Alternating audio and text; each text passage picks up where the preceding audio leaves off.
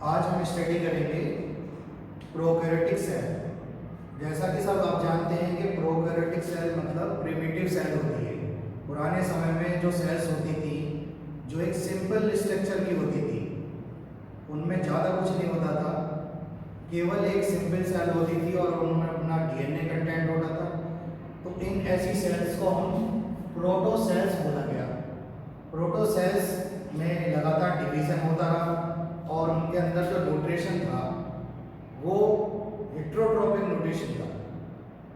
धीरे धीरे इन सेल्स की संख्या बढ़ी और बढ़ने के कारण फिर इनका जो न्यूट्रिशन हो गया केमिकल हेट्रोट्रॉप्स हो गया। ये पानी में उपस्थित केमिकल से ही अपना न्यूट्रिशन लेती थी और न्यूट्रिशन से ही अपनी बॉडी को चलाती थी। और उसके बाद में केमिकल, इस प्रोसेस को हम केमिकल हेट्रोट्रॉप्स बोला हमने।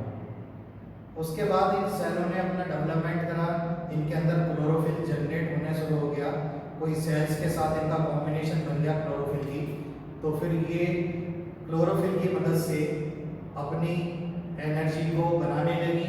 उसी से ही प्रोकैरियोटिक सेल से ही यूकैरियोटिक सेल्स का निर्माण हुआ। उसके बाद हम ये देखेंगे एक simple structure of prokaryotic cell को देखेंगे। इसमें सबसे पहला जो आउटर रीजन है, आउटर रीजन ये कैप्सूल के स्ट्रक्चर की तरह है, जिसे हम कैप्सूल बोल रहे हैं। आउटर रीजन आप देख भी रहे होंगे, ये कैप्सूल के स्ट्रक्चर की तरह है, तो इसे हम कैप्सूल बोलेंगे। लगभग ये 3 लेयर्स का बना होता है प्रोकैरियोटिक सेल, जिसमें सबसे ऊपर वाली वॉल को एक्सटर्नल कैप्सूल बोल रहे हैं। फिर उसके अंदर इनर एक वॉल बनी है जिसे हम सेल वॉल बोल रहे हैं। सेल वॉल प्रोटेक्ट करती है इसके कंटेंट को, जो भी इसके अंदर साइटोप्लाज्म है उसको ये प्रोटेक्ट करती है, इसके डीएनए कंटेंट को भी प्रोटेक्ट करती है। इसके जो अंदर की मेम्ब्रेन है वो प्लाज्मा मेम्ब्रेन और सेल मेम्ब्रेन उसे बोला गया है। Inner most layer is called cell membrane और प्लाज्मा मेम्ब्रेन। ये जो सेल्स है ये these cells are filled with cytoplasm. Cytoplasm is a fluid-like structure which are present in the cells. इसके अंदर आप देखोगे कि साइटोप्लाज्म है, साइटोप्लाज्म में इसके डिफरेंट टाइप के nutritions chemicals are present in the cytoplasm. अगर हम इसके आउटर पर देखें, आउटर वॉल पर, तो हमें कुछ थ्रेड लाइक स्ट्रक्चर नजर आ रही है जिन्हें हम फ्लैजिला के नाम से दे रहे हैं। फ्लैजिला है, फ्लैजिला की मदद से ये जो सेल्स थी ये पानी में मूवमेंट कर सकती थी, one place to another place ये मूवमेंट कर सकती हैं फ्लैजिला के थ्रू। फ्लैजिला से ही इन सेल्स का मूवमेंट होता था। उसके अलावा और भी कुछ पिलाई इस जैसी स्ट्रक्चर है वो भी फिलामेंट की तरह है। पिलाई भी मूवमेंट का ही काम करती हैं, ये मूवमेंट का काम करती हैं। ये भी, ये जनरली जैसे कि एनिमल सेल में होता है सीलिया, तो ये सीलिया की तरह ही होती है, ये पिलाई जो होती है। इसके बाद अगर हम अंदर की साइड जाएं, अंदर इनसाइड द सेल, तो हमें बीच का रीजन जो नजर आ रहा है, these are the nucleoid, these are the DNA content of the prokaryotic cell. यही इसका जेनेटिक मटेरियल है जो थ्रेड लाइक है। दे में भी डीएनए, दे में भी आरएनए, वो दोनों में से कुछ भी हो सकता है, डीएनए कंटेंट भी हो सकता है। इसको ही हम न्यूक्लियोइड रीजन बोल रहे हैं। तो ये न्यूक्लियोइड रीजन है, ये जेनेटिक इंफॉर्मेशन को ले जाता है नेक्स्ट जनरेशन में। इसके बाद इसमें कुछ आपको राइबोसोम दिखाई दे रहे हैं। राइबोसोम ये है, दीज आर द राइबोसोम। तो राइबोसोम क्या कर रहे हैं? राइबोसोम सेल के लिए प्रोटीन्स का निर्माण कर रहे हैं। वैसे तो इसके अंदर 80 सब यूनिट, 80s सब यूनिट की राइबोसोम प्रेजेंट होती है, जो कि 2 भागों में डिवाइड हो जाती है, 50s और 30s।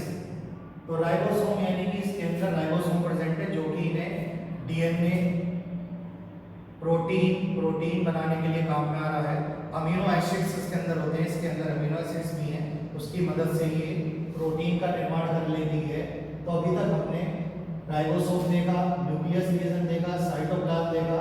अब हम बात करते हैं प्लाज्मिड, एक्स्ट्रा क्रोमोसोमल ये इसके लिए एक्स्ट्रा क्रोमोसोमल स्ट्रक्चर है, यानी कि क्रोमोसोम के अलावा ये अलग से एक और इन्होंने सर्कुलर डीएनए दे रखा है। ये सर्कुलर डीएनए वैसे तो उसका कुछ रोल नहीं है, पर आज की तारीख में इससे हम जेनेटिक इंजीनियरिंग की स्टडी इस सर्कुलर डीएनए से ही कर रहे हैं। जेनेटिक इंजीनियर बायोटेक्नोलॉजी में इस circular DNA these are the called as plasmid, इसका नाम प्लाज्मिड है। Plasmid is a extra chromosomal structure. ये एक्स्ट्रा क्रोमोसोमल स्ट्रक्चर है जिसका इस्तेमाल आज के समय में जेनेटिक इंजीनियरिंग में, क्लोनिंग में करा जा रहा है, बायोटेक्नोलॉजी में करा जा रहा है।